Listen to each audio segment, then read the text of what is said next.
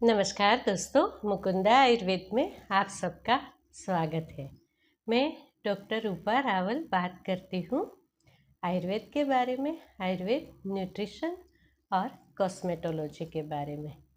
आज हम बात करेंगे जो कि हमारी हेल्थ के लिए भी इतना इम्पोर्टेंट है और हमारी सुंदरता के लिए भी इम्पोर्टेंट है। सुंदरता चाहे बाह्य हो या अभ्यंतर, दोनों ही महत्वपूर्ण है। और मैं तो कहती हूँ कि जहाँ तक अंतर की शुद्धि नहीं होती, हमारे अंदर से शुद्धि नहीं होती, हम कभी सुंदर लग ही नहीं सकते, क्योंकि ब्यूटी कम्स विद इन। हमारे अंदर जब भी शुद्धि होती है, प्राण का नियमन होता है और हमारे सारे दोष, धातु, मल सभी सम होते हैं, हमारा आत्मा, इंद्रिय सभी कुछ प्रसन्न होता है, तभी हम स्वस्थ और सुंदर हो सकते हैं। आज हम बात करेंगे हमारे दांतों की। हाँ जी दोस्तों, दांत जो है वो हमारे शरीर का बहुत बहुत महत्व का अंग है। ये हमें सुंदर नहीं बनाता, पर हमारे शरीर के एक एक कार्य को ठीक से चलाने के लिए इसका होना ज़रूरी है, स्वस्थ होना ज़रूरी है। ओरल जो हाइजीन है उसकी आजकल बहुत ही बातें होती है, बहुत सारे डेंटल क्लिनिक भी हो गए हैं, फिर भी लोगों की ओरल हेल्थ धीरे धीरे ख़त्म होती जाती है या तो खराब होती जा रही है। पहले के ज़माने में हमने देखा था कि लोग कितने भी ओल्ड एज क्यों न हो, वो गन्ना भी मुंह से खाते थे, यहाँ तक कि अखरोट वो भी मुंह से तोड़ देते थे। आजकल जो है बच्चों से लेके बड़ों तक सभी की लाइनें होती है डेंटल क्लिनिक पे, क्योंकि हम ओरल हेल्थ पे इतना ध्यान ही नहीं दे रहे। तो ओरल हेल्थ की शुरुआत कहाँ से होती है? अगर हम दिनचर्या की बात करें तो दिनचर्या से ही होती है। ये तो हम सभी करते हैं, हमारा यही कार्य है कि हम सभी लोग उठ के ब्रश तो करते ही करते हैं, फिर भी क्यों हमारे दांत खत्म होते जा रहे, खराब होते जा रहे। यहाँ तक कि आजकल इतनी अवेयरनेस है कि लोग 2 बार भी ब्रश कर रहे हैं। तो आज हम इसके बारे में बात करेंगे कि क्या आयुर्वेद में क्या बोला है ओरल हेल्थ के बारे में। क्यों पहले के लोगों के दांत हमेशा सही रहते थे और अभी के लोगों में ये दांतों के प्रॉब्लम शुरू हो गए। तो सुबह की बात हम बाद में करेंगे, सबसे पहले हम बात करते हैं खाना खाने के बाद के रिचुअल। हम लोग खाना खाने के बाद क्या करते हैं? आजकल जब से ही ये बात प्रसिद्ध हुई है कि भोजनान्ते विषम वारी, तब से खाना खाने के बाद कोई भी लोग पानी नहीं पीते हैं। क्या आपको पता है आयुर्वेद, वेद और हमारा धर्म सब कुछ साथ साथ ही चलता है। तो आप जानते ही होंगे कि हम जब भी भगवान जी को भोग धराते हैं या तो प्रसाद लगाते हैं तो बाद में पानी जरूर देते हैं। और हम कैसे बात करते हैं कि भोजन देने के बाद हस्त प्रक्षालन, मुख प्रक्षालन, फिर क्या बोलते हैं, मुखे आचमनम समर्पयामि।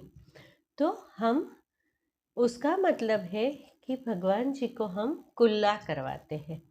हाँ जी दोस्तों, भोजनान्ते विषमवारी, खाना खाने के बाद पानी पीना है जहर के बराबर है।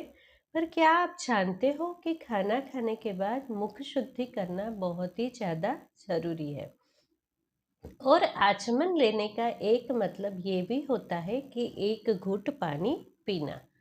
बहुत ज़रूरी है कि आप खाना खाने के बाद एक घूंट पानी पियो, क्योंकि जब भी हम एक घूंट पानी पीते हैं तो हमारी अन्न की जो नली है वो साफ हो जाती है। हम जैसे सोचते हैं कि हमें जो स्टोमेटाइटिस होता है या तो मुंह में अल्सर हो सकता है, हमारे स्टमक में अल्सर हो सकता है, आंतों में अल्सर हो सकता है। क्या आप जानते हो कि आपकी अन्न की नली में भी अल्सर हो सकता है? वहाँ पे भी सड़ा हो सकता है। तो सबसे पहली ज़रूरी बात है आपके ओरल हाइजीन के लिए कि आप खाना खाने के बाद 1 घूँट पानी ज़रूर पिए। उसकी वजह से आपका पूरा जो सिस्टम है गले थ्रोट से लेके स्टमक तक वो क्लीन हो जाएगा और 1 घूँट पानी आपको नुकसान भी नहीं करेगा। उसके बाद का जो रिचुअल है वो है कुल्ला करना। हाँ, बहुत ज़रूरी है कि आप कुछ भी खा लो उसके बाद कुल्ला करो। आजकल जब भी आप डेंटल क्लिनिक पे जाते हो तो वो लोग आपको फ्लॉस करने को बोलते हो। डिफरेंट डिफरेंट महंगे महंगे आप फ्लॉस लाते हो, उससे खाना खाने के बाद आप दांत साफ करते हो। तो ये सफाई कैसी होती है?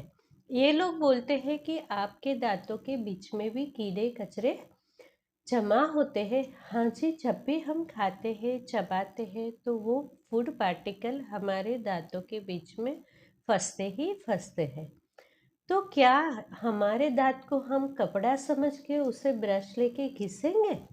जी नहीं। पानी एक उत्तम शुद्ध करने वाला द्रव्य है। तो खाना खाने के बाद आप 1 घुट पानी लेके उसे मुंह में अच्छे से घुमाइए और स्पिट कर दीजिए। ऐसा 3 बार करना बहुत ही ज़्यादा ज़रूरी है। जब भी हमारे दांतों में कुछ फंस जाता है तो इसे खुरच के निकालने की आचार्यों ने बिल्कुल ही मनाही की है। आचार्य वाग्भट बोलते हैं कि दांत में कोई भी चीज़ लेके उसे खुरचना नहीं चाहिए, क्योंकि उससे दांतों के इनेमल खराब होते हैं, साथ ही साथ दांतों के बीच में गैप्स भी आ जाते हैं और कभी कभी हमारे मसूड़े जो है वो भी इंजर हो जाते हैं। यही इंजरी अगर तो आगे इन्फेक्शन में परिवर्तित हो जाती है तो हमारे दांत हिल जाते हैं और हमें दांत को निकालने की भी प्रॉब्लम आ सकती है। तो सबसे ज़्यादा बेस्ट तरीका है कि अगर आपके दांत में कुछ फंस गया है तो आप गंडुश करो। कवल और गंडुश दोनों की बात भी यही वीडियो में आएगी। तो यहाँ पे फंसने वाली बात आई तो मैं आपको बताती हूँ कि आप मुंह में पानी भर लो जितना आप भर सकते हो और उसे होल्ड करके रखो। हाँ जी, सिर्फ पानी को होल्ड करके रखने से आपके जो भी फूड पार्टिकल दांतों में फंस गए हैं वो थोड़ी देर में फूल जाएंगे, सॉफ्ट हो जाएंगे और अपने आप ही निकल जाएंगे। उसके बाद आप 2-3 कुल्ला कर लो। खाना खाने के बाद 3 कुल्ले वाली बात आई जो कि हम पानी से करते हैं। ये बिल्कुल एक नॉर्मल रिचुअल है जो हमें करनी ही करनी है। इसमें कोई डेंटल केयर वाली बात आती ही नहीं। और एक बात है कि अगर तो आपके दांत बहुत ही ज़्यादा सेंसिटिव है तो आप नमक के पानी से भी कुल्ले कर सकते हैं। पर एक बात का ध्यान रखना बहुत ही ज़रूरी है कि जब भी आप नमक के पानी से कुल्ले करते हो तो उसके बाद आपको साफ़ पानी से 1 या 2 कुल्ला करना ही करना चाहिए, ताकि मुंह से नमक का टेस्ट चला जाए। अभी हम बात करते हैं सुबह वाले रिचुअल की। यही चीज़ आपको बार बार करनी है, जब भी खाना खाओ तभी करनी है। अगर ये बात आपके दिमाग में बैठ गई तो ये आपके वेट लॉस में भी काफ़ी हेल्प करेगी। क्योंकि एक बात है कि जब भी हमें एक कॉन्शियस थॉट आता है कि मैंने अगर कुछ खाया तो मुझे गार्गल करना ही पड़ेगा, तो आप बार बार कुछ भी मंचिंग बिल्कुल ही नहीं करोगे। आप खाना टाइम पे ही खाओगे, क्योंकि आपको पता है कि अगर मैंने खाना खाया तो मुझे कुल्ला करना है, मुझे अपना ओरल हाइजीन मेंटेन करना है। तो यही चीज़ सुबह भी करो, शाम को भी करो और रात को भी डिनर के बाद करो। तो ये एक ज़ीरो वाली बात हो गई। अभी हम बात करते हैं डेंटल केयर की। डेंटल केयर की शुरुआत होती है सुबह से, नहीं, रात से। जब भी हम रात को सोते हैं तभी हमें अपने दांतों को साफ करना बिल्कुल ही ज़रूरी है। तो रात को हम क्या करेंगे? आचार्य बोलते हैं कि हमारे डेंटल हाइजीन के लिए कुछ कुछ चीज़ें हैं, जैसे कि हम गार्गल करते हैं, जिसे हम कवल कहते हैं, और एक है हम गंडूश करते हैं, और फिर एक है दंत मंजन करते हैं और दातुन करते हैं। तो रात में आप इसमें से कुछ भी कर सकते हैं, आपकी जो मर्जी।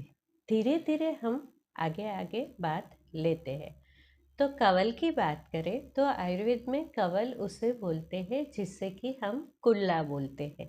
तो ये जो कुल्ला करना है वो अपने आप में ओरल हाइजीन को मेंटेन करना ही है। तो रात को सोने से पहले आप त्रिफला को उबाल के उसके पानी से कवल कर सकते हैं, या तो आप नमक के पानी से कर सकते हैं, यष्टि मधु के पानी से कर सकते हैं। ये तीनों ही आपके मुंह से बैड ब्रीथ और इन्फेक्शन को दूर करेगा। और जैसे ही हम लोग जानते हैं कि हम लोग गार्गल करते हैं तो फूड पार्टिकल्स है वो तो अपने आप ही निकल जाता है। तो ये भी आप कर सकते हैं। अगर तो इससे आपको सेटिस्फेक्शन नहीं मिलता है तो आप दंत मंजन भी कर सकते हैं। आप बोलोगे ब्रश क्यों नहीं? मैंने अभी बोला कि क्या हम अपने दांतों को कपड़े की तरह घिस घिस के धोएंगे? और जैसे मैंने अपने और आगे के वीडियो में बोला है कि हाथों से खाना खाना बहुत ही ज़्यादा ज़रूरी है, वैसे ही मैं बोलती हूँ कि क्या आपको पता है कि आपका ब्रश कितना क्लीन है? जब भी आप ब्रश करके आप ब्रश को कैसे धोते हैं? सिर्फ पानी से धो के छोड़ देते हैं, तो उसमें क्या बैक्टीरिया नहीं होगा? वो क्या सुपर क्लीन होगा? आप ही जानते हो कि आपकी उंगलियां, आपका हाथ कितना क्लीन है। तो मंजन कीजिए। मंजन करने से आपके दांत तो क्लीन होते ही हैं, साथ ही साथ आपके मसूड़े जो है उसके भी मसाज होती है, क्योंकि हमारी उंगली जो है वो हमारे मसूड़े को इंजर्ड नहीं करती है। पर जब भी आप ब्रश करते हो, अगर वो ब्रश आपके मसूड़े पे लग गया तो वो आपके मसूड़े को इंजर करता है।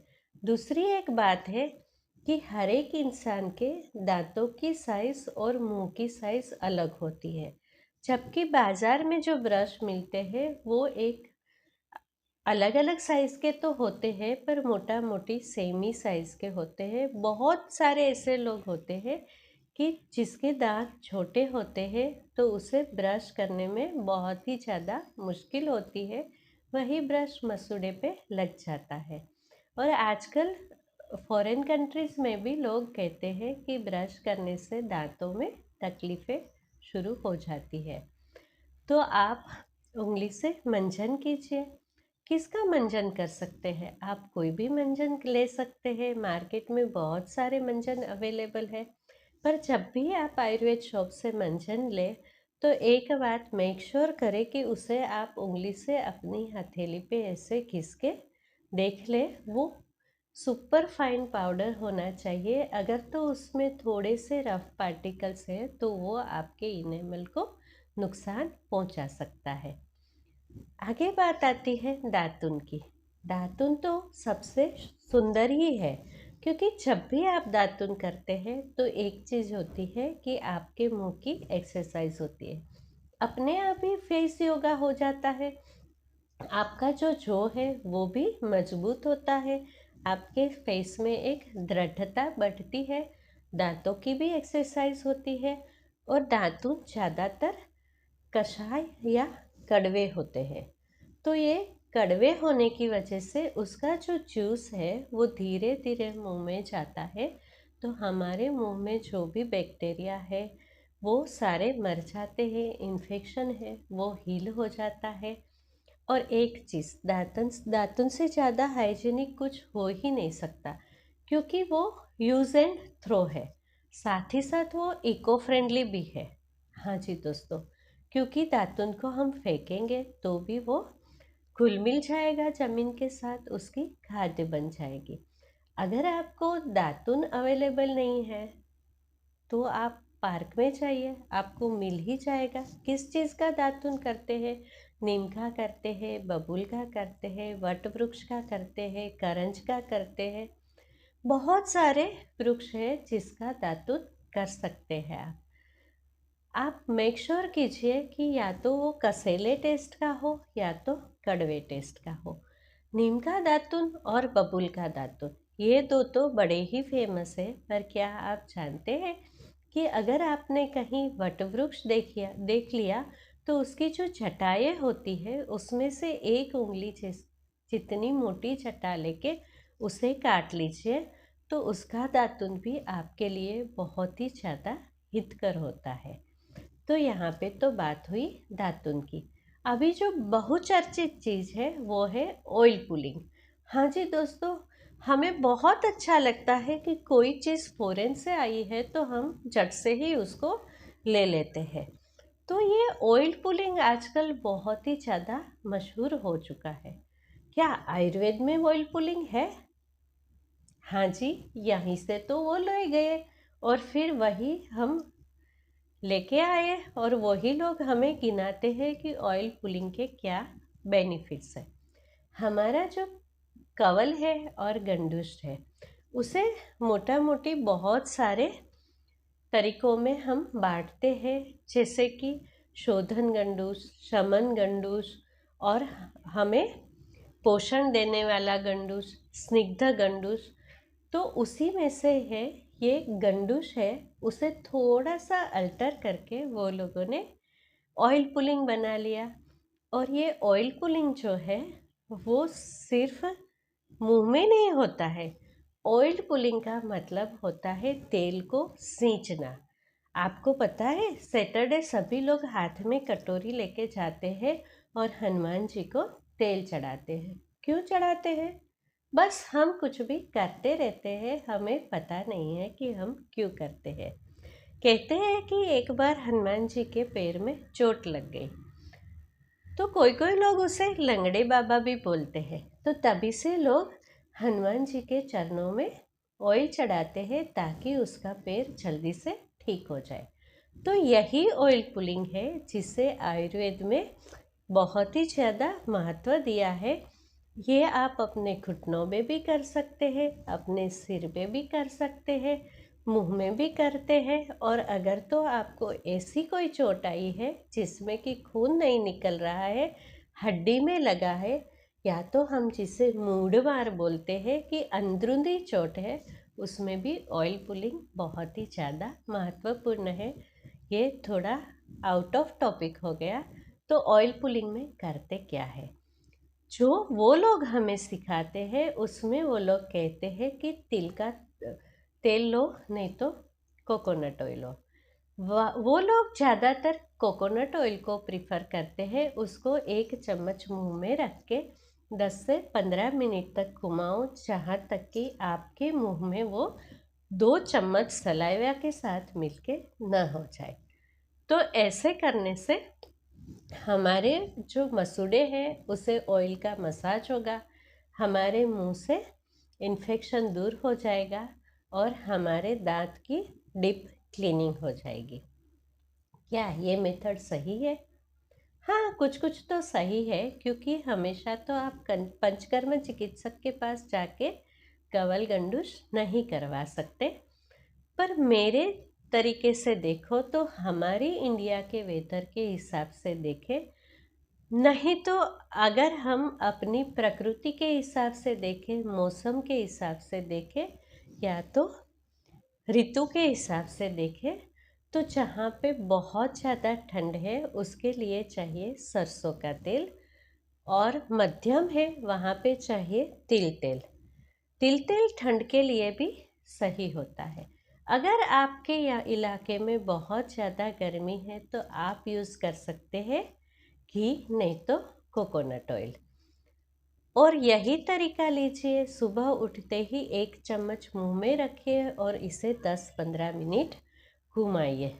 ऐसा करने से आपके मुंह की डीप क्लीनिंग होती है। ऐसे ही ये लोग बोलते हैं, मैं बोलती हूँ, आपके दांतों को स्ट्रेंथ भी मिलती है, आपके फेसों से रिंकल भी कम होती है, आपका सुबह सुबह फेस योगा भी होता है, आपके मुंह की ड्राइनेस, गले की ड्राइनेस ये भी कम होती है। अगर आपके दांत हिल रहे हैं, आपके मसूड़े में इन्फेक्शन है, तो वो भी कम हो जाएगी।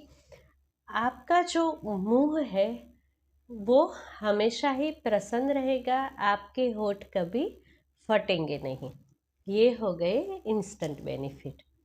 अभी आपको जानना है कि इसके डीप बेनिफिट क्या है। इसके बेनिफिट है कि जो लोग रोज ही रोज तिल के तेल का कुल्ला करता है, वो लोगों को थ्रोट इन्फेक्शन होने के चांसेस बहुत ही ज़्यादा कम हो जाते हैं। दांत का तो भला होता ही होता है। जैसे ही थ्रोट इन्फेक्शन कम हो जाता है तो वो लोगों को साइनोसाइटिस होना भी बहुत ही ज़्यादा कम हो जाता है। उसके स्वर में दृढ़ता आती है, मतलब कि उसका आवाज़ जो है वो मधुर होता है, क्लियर होता है।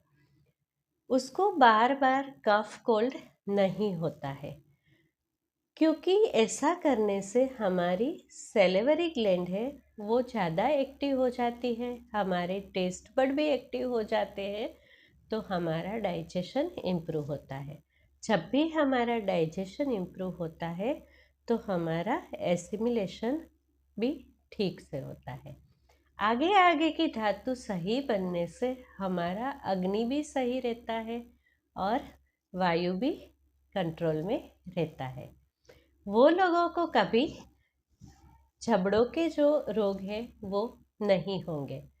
फेशियल पैरालिसिस भी होने के चांसेस बहुत ही कम हो जाएंगे। कुछ कुछ लोगों को जैसे जैसे एज बढ़ती है कानों की नसें सूख जाती है और बहरापन आ जाता है, ऊंचा सुनने लगते हैं। अगर आपने हमेशा हैबिट डाली है कि आप तिल के तेल से एक कुल्ला सुबह सुबह करेंगे तो आपके कानों की नसें भी नहीं सूखेगी, आपकी आंखें भी नहीं सूखेगी, आपकी सारी इंद्रियों को बल मिलेगा, आपका फेस सुंदर बनेगा, आपका ओज और तेज बढ़ा रहेगा। ये सब होने से सबसे महत्व की बात कि आपका हार्मोन भी बैलेंस हो जाएगा, आपको एसिडिटी होना भी धीरे धीरे कम हो जाएगा। देखिए एक सही आदत कितने सारे फायदे। अभी आप बोलते हैं कि हम तो रेगुलर ट्रैवलिंग करते हैं और अवेलेबल नहीं होता है, तिल तेल को कैरी करना मुश्किल है, तो हम क्या करें? क्या आपको पता है आयुर्वेद में हर चीज़ का उपाय है। अगर तो आप क्वेश्चन करोगे तो आपको आंसर मिलेगा, क्वेश्चन नहीं करोगे तो आपको आंसर नहीं मिलेगा। हमारे आयुर्वेद में लिखा है कि दंत हर्षे दंत चाले मुख रोगे च वातिके सुखोष्णम अथवा शीतम तिल कलको दकम हितम। तो जो तिल के दाने होते हैं, सिसमी सीड होते हैं, उसका कल्क बना दो, उसको ठंडे पानी के साथ या तो गर्म पानी के साथ उसका कुल्ला करने से दंत हर्ष, दांतों की सेंसिटिविटी, दंत चलन, दांतों की लूजनेस और मुंह के सारे रोग, ये सब कम हो जाएंगे और वात रोग भी कम हो जाएंगे। मैंने ये तो गिना ही दी है कि सारे फायदे होते हैं, तो वायु तो कंट्रोल होगा ही होगा। तो आप क्या करोगे? सुबह सुबह क्या तिल की पेस्ट बनाओगे? जी नहीं। हमारे गुजरात में बोलते हैं कि सुबह सुबह जो एक चम्मच तिल लेके उसे चबा चबा के पानी बना दे और फिर उसे थूक के कुल्ला कर ले, उसके दांत हमेशा ही सही रहते हैं। हाँ जी दोस्तों, मिक्सी की कोई ज़रूरत नहीं है। एक चम्मच तिल को मुंह में डालिए, उसे चबाते रहिए चबाते रहिए चबाते रहिए जहाँ तक कि वो एकदम लिक्विडिफाई ना हो जाए। उसको स्पिट कर दीजिए। उसी को आप मंजन भी कर सकते हैं और कुल्ले कर लीजिए। हो गए आपकी ओरल हेल्थ। और भी एक दातुन के बेनिफिट है कि आप जो अपना टंग क्लीनर लेते हैं, आप इसे कैसे साफ करते हैं? पानी से। दूसरे दिन लेके फिर से टंग क्लीन करते हैं? जी नहीं। जब भी हम दातुन करते हैं तो उसे बीच से तोड़ देते हैं और उसी से हम टंग क्लीन करते हैं। ये लोग बोलते हैं कि इंडियंस अनहाइजीनिक होते हैं। जी नहीं, हम लोग सुपर हाइजीनिक होते हैं। हमारा दातुन भी यूज़ एंड थ्रो है, हमारा टंग क्लीनर भी यूज़ एंड थ्रो है। अभी हम कुछ बात करेंगे कि आप घर पे दंत मंजन कैसे कर सकते हैं। तो एक तो मैंने बता ही दिया आपको कि आप तिल के कल्क से कर सकते हैं। अगर आपके घर में सेंधा नमक का फाइन पाउडर है तो उसी के साथ थोड़ी हल्दी मिला लीजिए, थोड़ा सा सरसों का तेल मिला लीजिए और उससे अपने दांत साफ कर लीजिए। उससे आपके दांतों को मजबूती मिलेगी, दृढ़ता मिलेगी। अगर आपको बार बार दांतों में प्रॉब्लम हो जाता है तो आप इरिमेदादी तेल लीजिए और उसी में दशन संस्कार चूर्ण आता है, उसको मिक्स करिए और दोनों की पेस्ट बना के उससे आप मंजन कर सकते हैं। आपके पास त्रिफला का फाइन पाउडर है तो उसमें आप थोड़ा सा यष्टि मधु मिलाइए, थोड़ा सा सेंधा नमक मिलाइए और उससे भी आप मंजन कर सकते हैं। मंजन कौन नहीं कर सकता है? या तो दातून कौन नहीं कर सकता है? जिसे मुख रोग है, जिसे पीनस है, सर्दी है, वो लोग नहीं कर सकते हैं। तो उन लोगों को सिर्फ कवल या तो गंडूश करना चाहिए। और एक बात है कि कोई कोई लोगों को बार बार स्टोमेटाइटिस हो जाता है, मुख में अल्सर हो जाते हैं। तो वो लोगों को क्या करना चाहिए? वो लोगों को यष्टि मधुर को उबाल के उसका जो काढ़ा होता है वो बना के अपने मुंह में होल्ड करना चाहिए और धीरे धीरे उससे कुल्ला करना चाहिए। आपके मुंह में जो छाले हो गए हैं वो बहुत ही जल्दी ठीक हो जाएंगे। आप वैसे ही ऑयल पुलिंग घी से भी कर सकते हैं, उससे भी आपके मुंह के छाले कम हो जाएंगे। आपके मुंह में बहुत ज़्यादा ड्राइनेस रहती है, बैड ब्रेथ होता है, तो आप हनी के पानी से भी कुल्ला कर सकते हैं। उससे भी आपके मुंह से जो पित्तज रोग है, मुख की गर्मी है, वो कम हो जाएगी। एक गिलास पानी में 1 चम्मच शहद मिलाइए, उसे अच्छे से घोल के उससे कुल्ला कीजिए। उससे भी आपके मुंह की दुर्गंध भी दूर हो जाएगी और आपके मुंह में जो गर्मी है वो भी धीरे धीरे कम हो जाएगी। और भी आयुर्वेद में बोला है कि अगर तो आप ऑयल पुलिंग करते हैं तो उससे क्या कोई नुकसान होता है? किसी किसी लोगों को कवल या गंडूश लेने से या तो ऑयल पुलिंग करने से आँख से नाक से पानी आ जाता है। वैसे तो ये सम्यक गंडूश की निशानी है, मतलब कि आपका गंडूश ठीक से हुआ है, इसकी निशानी है। तो ऐसा होता है तो आप क्या करो, उसी टाइम पे वो पानी को छोड़ दो या तो आपने मुंह में जो द्रव्य रखा है उसे स्पिट कर दो और उसके बाद आप लुकवार्म वाटर लेके थोड़े से कुल्ले कर लो और थोड़ा सा गर्म पानी पी लो। ये है आयुर्वेद की कंप्लीट ओरल केयर।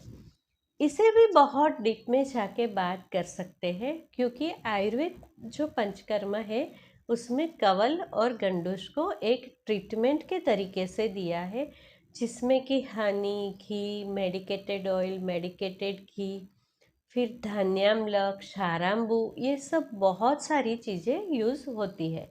आजकल लोग बोलते हैं कि दांतों के लिए फिटकरी का यूज़ करो। कब यूज़ करते हैं फिटकरी?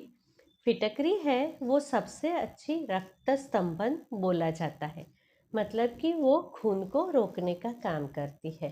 जो लोगों को मसूड़े से खून आता है वो लोगों को चाहिए कि फिटकरी के पानी से कुल्ला करें, तो उसके मसूड़े से खून आना बंद हो जाएगा।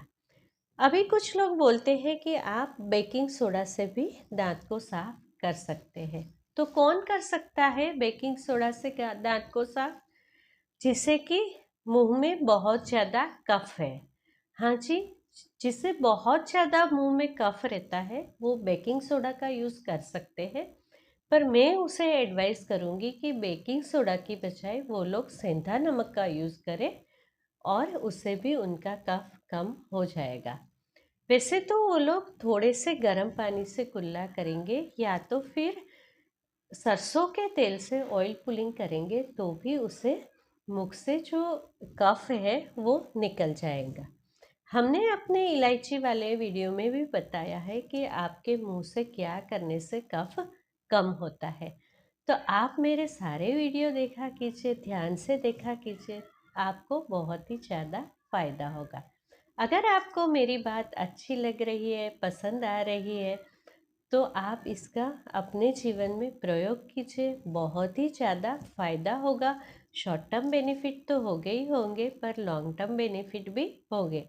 आप मुझे कुछ सालों बाद ज़रूर याद करेंगे कि मुकुंदा आयुर्वेद में ये सुना था, इसकी बात मानने से मुझे आज तक ये प्रॉब्लम नहीं हुआ। तो आप ये चीज़ ज़रूर ज़रूर कीजिए। ऑयल पिलिंग की हैबिट डालिए।